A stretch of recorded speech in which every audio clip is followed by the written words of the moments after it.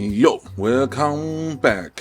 看到标题，看到封面，对 ，Heritage Guitars。这个牌子我一直都还蛮想跟大家分享的，因为它算是一个Gibson 的一段历史的见证。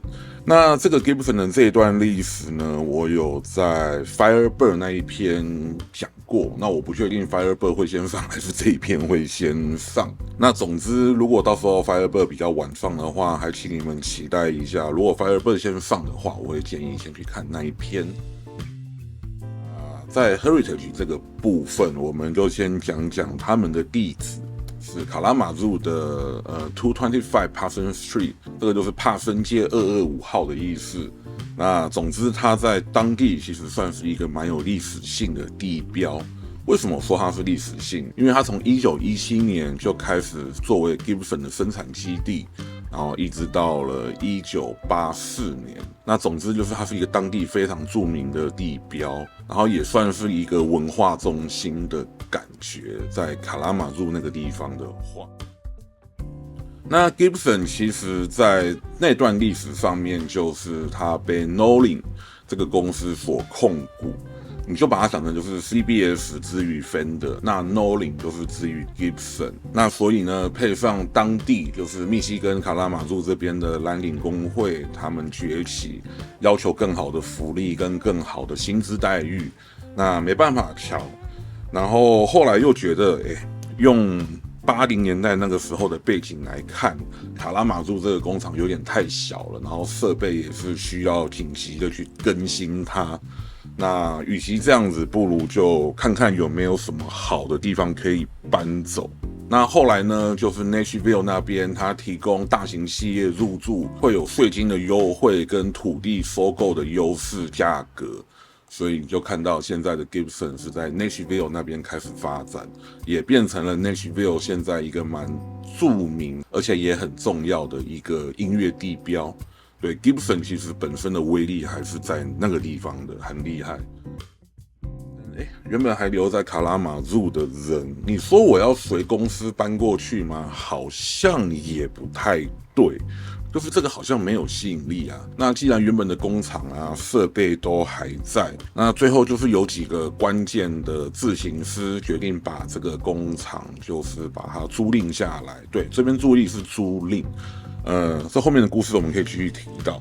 那这里面呢就包含了 Jim Dulu、Marv Lamb、Bill Page 以及JP Moed 这4个人为主去，就是把它当做一个核心去弄下来。那为什么我这边提到的是4个？那大部分的文献只有3个，这也是后面的故事我们在讲。总而言之，在1985年，他们把225 Parsons Street 这个工厂就弄下来了，然后创立了一个牌子叫做 Heritage Guitars。1985年，他们就很快就动工了，因为小厂嘛，小厂的好处就是大家动员的速度就快。那个时候一开始还蛮贪心的，几乎把 Gibson 在 Nolan Era 这个时代有做的产品全部做了一遍。这个包含了曼陀林，包含了斑鸠，包含了 bass 木吉他，你能想到 Nolan Era 有做的吉他，他们都做了一遍。甚至更甚者，还尝试做了 Stratocaster 跟 Telecaster。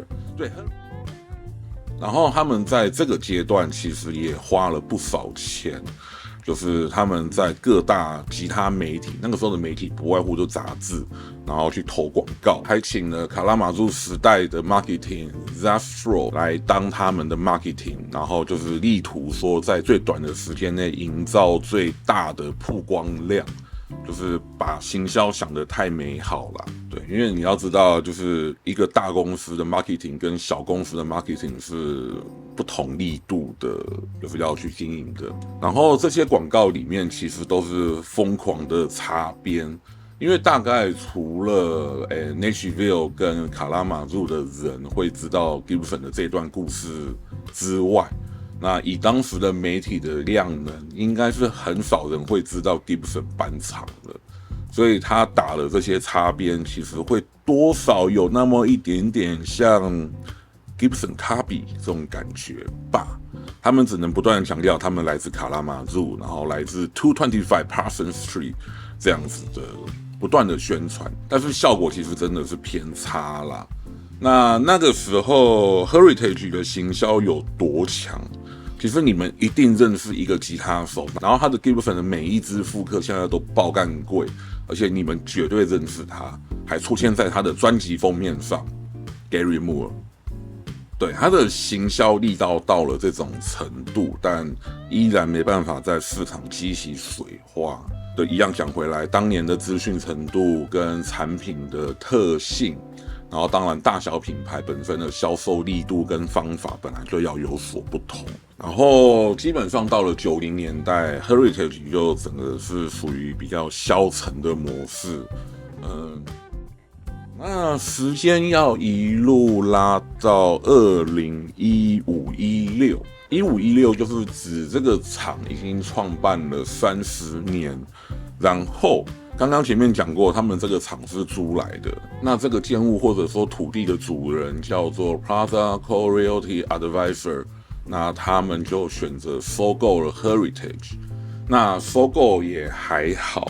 反而引起比较大争议的，应该是2017-18年的 BandLab Technicals 这个公司的收购。那 BandLab Technicals 这个公司也是，我觉得中文圈最近有比较大的，就是在讨论，就是只说这个公司逼走了很多就是老员工。其实我觉得也可以来聊聊这个公司。首先，这个公司是一位非常年轻的创业家，叫做郭梦如，对，梦如郭嘛，他的对 Landed。这个公司是创立在2015年的，然后它主要是透过 DAW， 就是音乐工作站的形式，然后去服务这些音乐人。本来大概就是这样子，但因为他老爸是郭孔峰，或者说是丰益国际。他们就是新加坡最大的橄榄油制造或出口商，对，就是那个。然后他的叔叔还是谁？就是郭鹤年。郭鹤年就是马来西亚最大的糖业出口。反正你就想，就是一个家底非常有实力的人。相较于家里都是做油啊、糖啊这一些的，郭梦如呢，他选择了一个音乐的道路。然后这位 BandLab 的老板郭梦如呢，他也并没有一条路走到黑。其实 BandLab 里面查一下，郭梦如其实是他上面那个母公司的老板啦，不是 BandLab， 但我们这边用 BandLab 代称。那 anyway 就是指说，2015年 BandLab 创办之后。到2018、19、20，其实也都不断的在收购吉他品牌。那你现在看到的一些就是吉他老厂，然后突然间翻身复活，或者说突然间拼命的在广告了，其实就是 BandLab。For example，Harmony 就是一个这样子的品牌，也是被他们收购，然后去重新的。创立回来那个当年的声势跟那个风华，那个产品真的很漂亮 ，Jupiter 那一支。因为他们这两个公司接手之后 ，Heritage 就开始进行了自动化生产的机械引入，然后在卡拉马入当地引发了一个非常大的算是抗议活动。起因是在这些自动化生产机器进来之后。有几个比较重要的位置几乎都被机器取代掉了，像包含了 Rotting 跟 Sanding 这几个部分，就是路打跑跟边缘那个发子的修正。其实当然不可能全部取代人工啦，你看 Gibson 到现在也还是有一定的人工量在发子打磨的部分，这样讲蛮冷血的啦。但是自动化真的是一个企业生产工业的必然进程，它裁员了大约10个人，那后来呢，就还有4位所谓的比较高层的人也是跳出来，就是希望把这10位员工捞回来，结果想当然尔也被 fire 了。那据说里面就有刚刚提到的 Bill Page 这个人，所以你后来看到的创办人名单里面就没有他，反而剩下了这3个。也就同理来说，大部分广告里面提到的这3个人到现在都还在Heritage 里面吗？事实上 JP Morse 2015年就过世了，所以他甚至连 Heritage 被 BandLab 收购这件事他都没有经历到。那把这个脉络讲完之后，我觉得我们可以再来看看产品的结果是如何。其实 CNC 这件事情在过去会被人认为说这个就是一种机器制造的，没有温度的。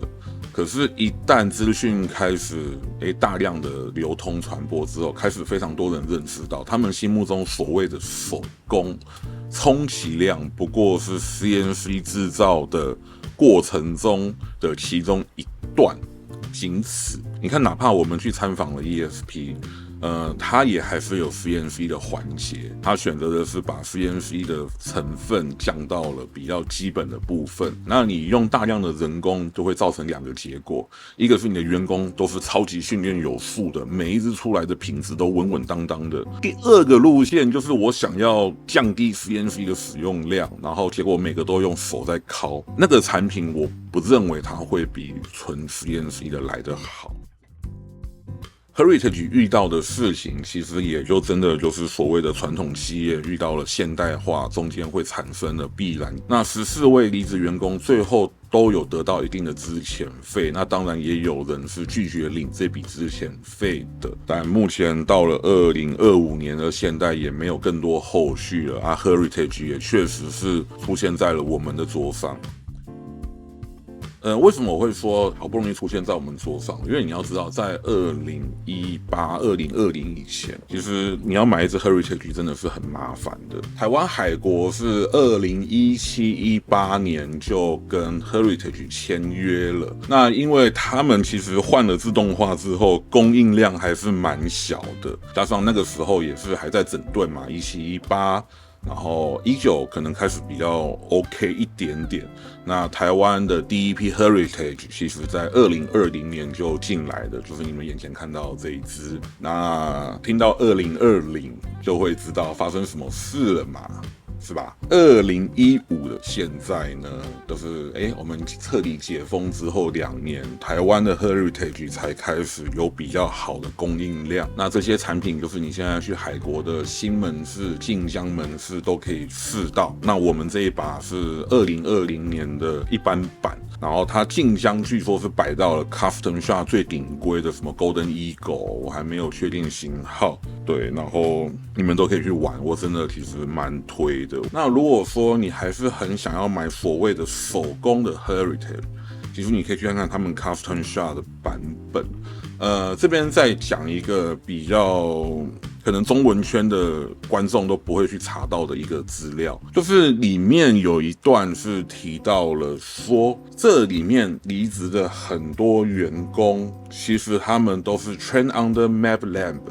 就是只说，里面离职的员工很多是 MapLab 教育出来的，所谓的自行师。好 ，MapLab 还在里面。然后现在的 Custom Shop 主要就是由他跟 Delu 去做的，所以我倒觉得不用太纠结，你可以考虑 Custom Shop 版本。Custom Shop 版本也才15、16万吧。我现在真的价值观坏掉了。我现在听到一支 Les Paul Custom under 20万，我觉得哇，好便宜哦。谢啦 Murphy Lab。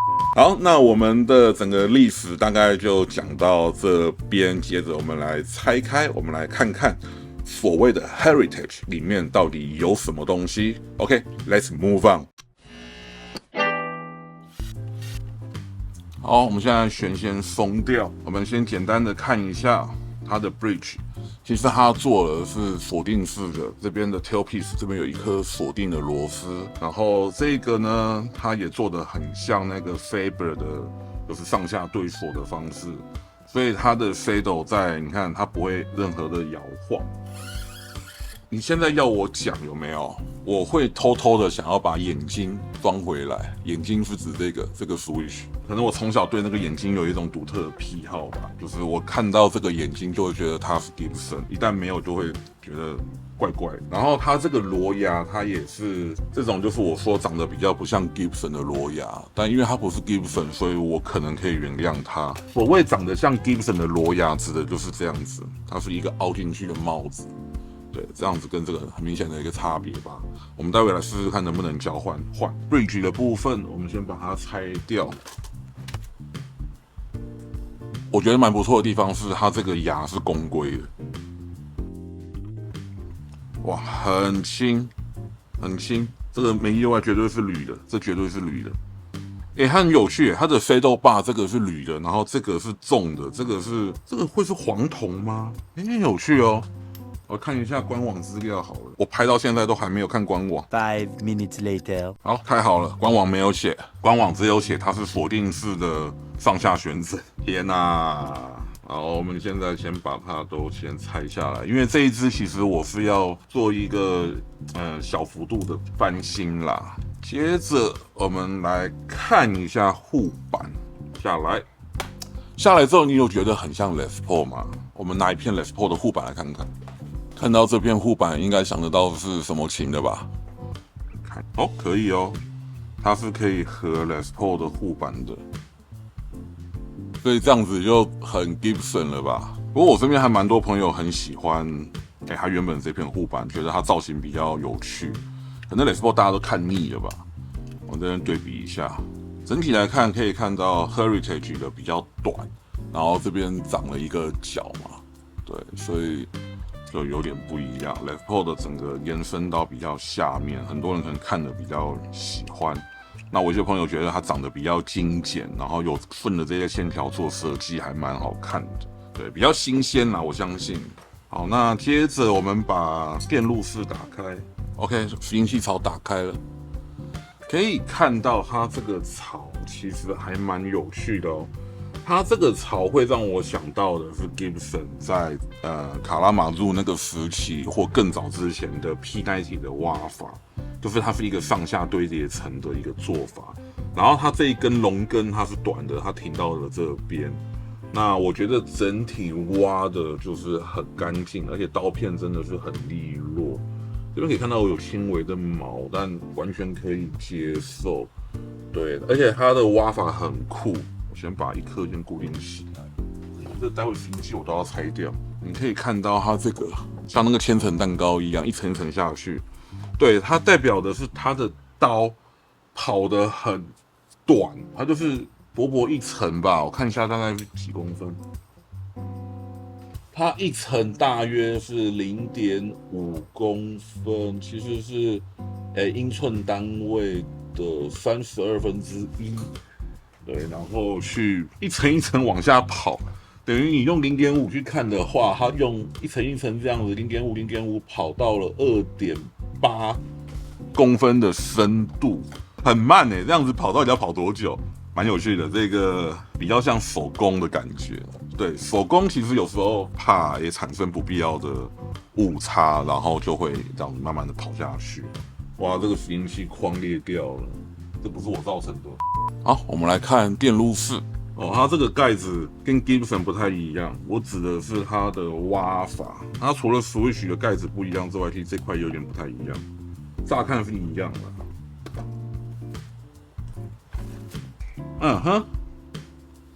哇，它这个5 minutes later， 刀最不锐利，我先不管啦，因为你可以看到它没有长毛，所以其实这个已经算很干净的刀了。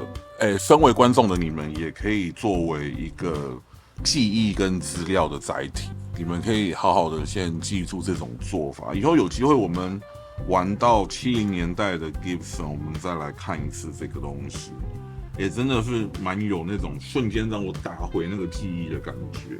对，而且它挖得很薄，可以看到在最下面 Maple Top 的地方，已经 Maple Top 我不知道有多厚，刚刚应该先看一下的，但它这边已经露出了0.85公分左右，大约0.9。我们这边用拾音器槽来看一下 Top。这把琴的总体 top 是1.98公分，1.95到98，将近98公分。对，就是它的 top 只剩1公分在这个电路室了，所以它的轴是短轴吧？我们挖2个极端出来看看，真的是短轴。这个很棒哦，我其实喜欢这样。对，它连这个也是短轴，那它这样子其实蛮不错的啊。这个的好处当然就是，以后你们未来要维修要改的时候，不用去烦恼它是中轴还是短轴。然后可能会有人在意，它没有那片铁板。拜托你去看一下正58、正59的，他们也是没有那块铁板。那块铁板其实就算是一个模组化电路板，对，所以不用纠结这个。我觉得他这样子的做法反而我更喜欢，包含了维修，包含了 performance， 其实都是最好的一个状态。对，你真的要我改换个线可能会不错，就是更 vintage 一点的话，这会让我很想要猜猜看那个 custom shop 版本会怎么样。好，然后我们接着来看 Switch 槽。好 ，Switch 槽可以看到它配的是短轴的 Switch， 然后槽挖的超级大。这个真的是蛮大的，这个槽也是挖的干干净净的，你可以看到它也没有什么毛边什么东西的。我觉得做的还是很不错的。换长轴，它是可以用长轴的。好，这个给未来转 Heritage 的群组一个建议：如果你想要真的很爽的 Gibson 的话，就换个长轴，然后把正面的螺帽换成 Gibson 型的，看到没有？完全可以办到。推一下，以后就这样子改。好，继续讲重点。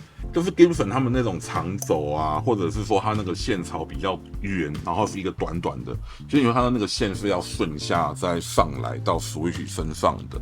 然后遇过几个比较运气不好的案例，就是它的 Switch 有点晃，然后它可能就放琴带或干嘛的，然后它就某一段没声音，它的某一段没声音，我就跟他说应该 Switch 挂了这样子。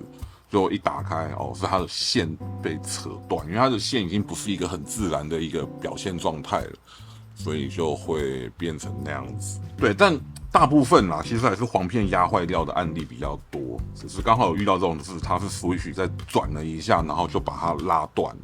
然后它那种案例最麻烦的是，因为它的线是原厂弄的，然后很不顺嘛，然后我也没办法硬拔出来，就我没办法施工。然后就变成整只还是要卸掉拾音器，把这个线再慢慢重新推顺，然后再弄，就是也搞得很麻烦啦。就跟你们分享一下，我觉得它这种比较大槽的案例，你可以看到它这个线出来的地方其实是蛮舒服的。对，它在这侧面嘛，然后你的线如果你要布置的长一点，你也可以从旁边绕过去。对，特别是因为它这一颗短轴的方向跟长轴的是不一样的。那如果是长轴这个方向的话，你就会需要把输出线拉到左边这一端，跟它这个短轴的方向就不太一样。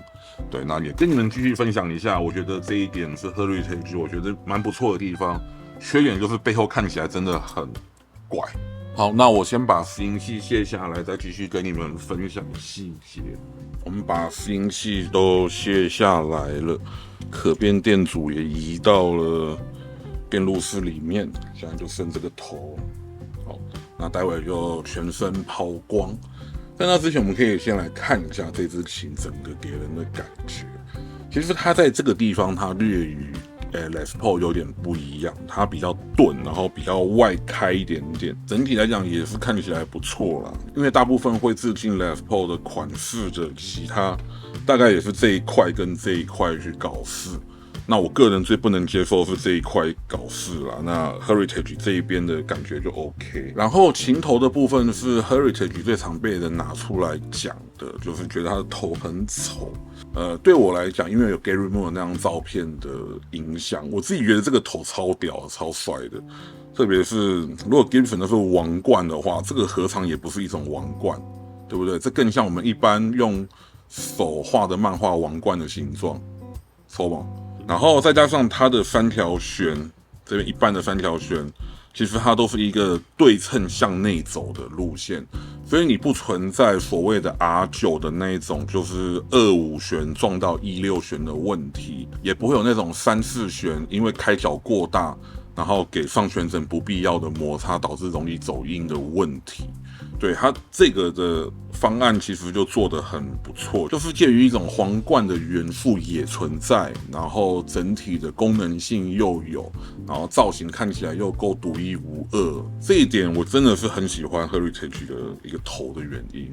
然后像它这一块 Trezor Cover， 也有人说长得很不如铃铛盖，可是我觉得，这很像一个堡垒，然后上面又是皇冠的整个感觉。我到时候把画面调过来给你们看一下。那你想要改 Gibson 的铃铛盖可不可以呢？当然是可以的，它是可以改成铃铛盖的，那就看你的选择了。然后我们来看一下它的 Trezor 是怎么设计的。OK，Trezor 依然是很 Gibson， 包含它的位置也是很 Gibson， 所以 Heritage 确实是有断头风险的，这个拥有者也要注意一下。对，就是它这一块最薄弱的地方，依然是在这个转角处，对，摸一下在这个点上，对，所以外力一下，它很有可能就折开了，这个要注意啦。好，小时候可以看到它的挖法依然的很 Gibson， 然后 tuner 的部分是 Grover， 对，然后是手写的序号，可以看到这2020年的303把，然后 Free End， 一样是 nib， 一样是 Gibson 的 nib， 然后可以看到的是做的其实比 Gibson 整齐不少呢，还是会有这种刀痕。就是你应该看过 Gibson 会有那种好像在刮的那个没有刮平均的那个刀痕，这边还是有。但是你如果纯论侧面看跟这种就是 nib 的形状来看，其实是比 Gibson 的USA 系列再有精神一点的，整体做工还是不错。然后这一支其实也蛮轻的，弹奏的部分你们可以期待凯瑞篇。就是还蛮有趣的，它评价也很高。那我们来拆一颗 Grover 下来看看。好，我们的 Grover 下来了，你觉得它是美制的还是韩制的呢？跟你讲，它是濒危制造 ，Made in Taiwan。其实你们可以再看一眼，就是 Heritage 在这种 curve 的部分的感觉。有没有？其实它真的是一个很早期 Gibson 的那种味道，我有点讲不出来。就是它这个 curve 有没有？差不多在70年代那个时候会有点不太一样，60年代末期，对，它整个感觉是这样子的。我觉得其实还蛮有一番风味。你如果说对80年代的 Gibson 有一点憧憬，然后比起品牌，比起那个 Gibson 的头，你更在意的是声音跟摸到的质感。那 Heritage 我会蛮推荐你去试试看的，因为它整体的感觉确实是有让我回到之前帮客人弄的76年、79年、82年，然后其实大概都会是这种 feel，这个还蛮不错的。再看看这个 top 有多漂亮，那这个反花。对，就很让人觉得这支琴如果10万块以内，哇，我会想要这一支，我会特别想要去看看 Heritage 其他的产品怎么样。这也是我会推荐你们去海国门市看看的，因为目前好像比较没有店家在进 Heritage 啊，玉典乐器有。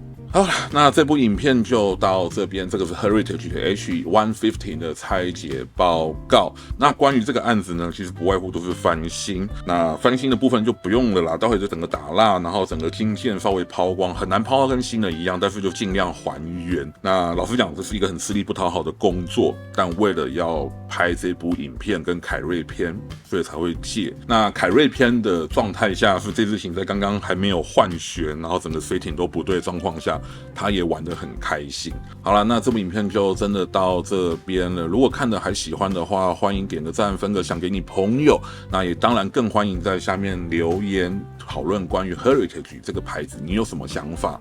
跟你觉得有什么样类似的竞品，或许我可以借来猜猜看，再跟大家分享呢。那就这样子，这部影片就到这边。OK，see you next time，拜拜。